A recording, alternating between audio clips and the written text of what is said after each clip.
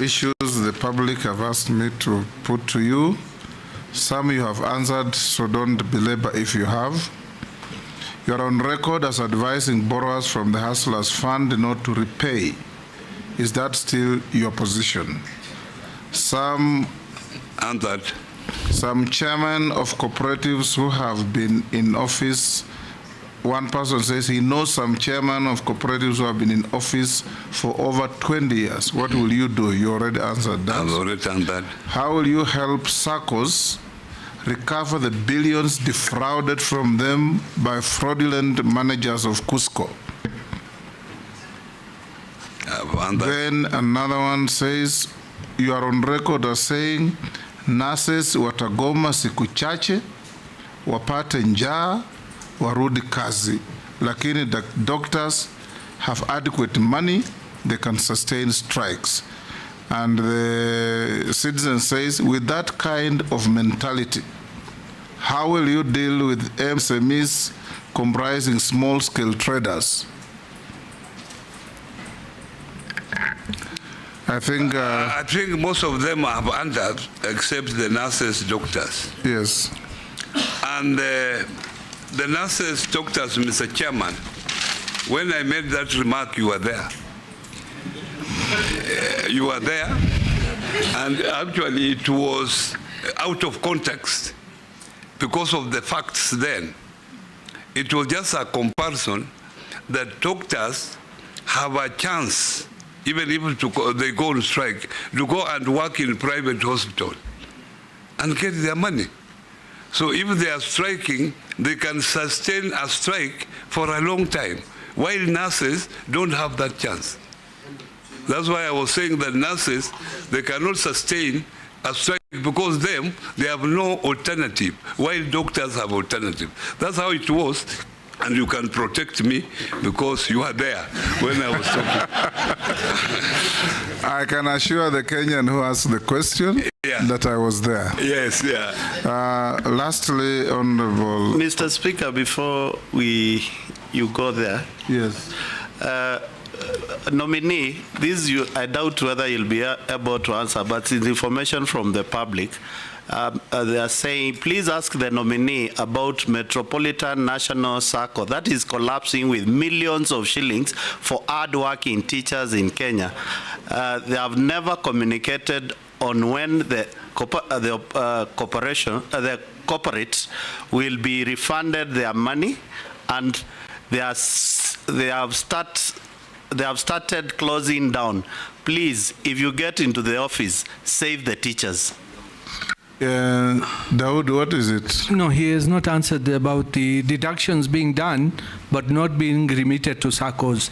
Is he going to do anything? By employers? Yes. Yes.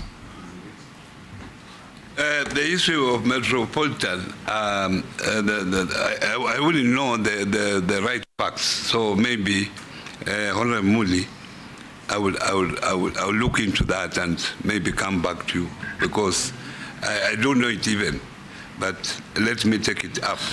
Deductions without remittances? The issue of deduction without remittance, Honorable Chairman, in fact, this is a serious issue. At the moment, about 2.1 billion has been deducted from members and not remitted. And the most culprit is the county governments, that they deduct and they do not remit. This is a serious issue, and I think it can only be sorted out when we are in, where we will involve county government and of course national government. In fact, the cooperatives were pushing that their money should be deducted at the treasury from those affected counties. But in law, that is not acceptable, because the law does not allow that. So these are things that we can just sit down and see how best to do it. Nominee, as we come to an end, yes, Majority Leader. Mr. Speaker, before you conclude, you know the suitability of all these nominees. Part of it is largely hinged on integrity, in line with Chapter 6, and CS nominee, you have just said on record there that should you be found guilty, you asserted you would be ready to resign. Confirmed. Confirmed. Now, I want to ask you to flip that. That says, if found guilty, if charged by DPP, Yeah. taken to court and found guilty. Yes. In your view, should it be the perception that is there, or should it be on the basis of being under investigations, or should that process be at the point where you are found guilty following due process in a court of law? At what point, ideally, would you resign? Obviously, Honorable Chunga, I'm talking about a due process. There must be a due process. If there is another issue, it should be a file should be there. It should be taken to PPP because that is the one. So even if EACC had recorded statements from you, from other people, but you are yet to be prosecuted, it is your position then that you are presumed innocent until proven guilty? Yes, that's how the law is. Yeah. Unless you want to violate the law. Chair.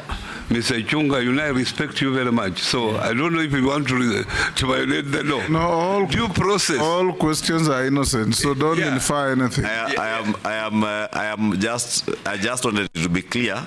Yeah. Because in other jurisdictions, like in the US and in many other Western democracies, people, even on the assumption or the impression that they are under investigations, there are people who choose to resign. So I just wanted that clarity, that you want us and the country of Kenya and yourself to follow due process as stipulated in our laws. Yeah. Thank you, Chair. That's what I said. Chair, you see the beauty of this committee, the chairman is a lawyer, the vice chair is a lawyer, Yeah. so we're well covered in terms of law, in terms of knowing the law. You see, Mr. Chair, whatever that's happening, Yeah. whether it is AECC, DCI, they remain allegation until they are proven in a court of law.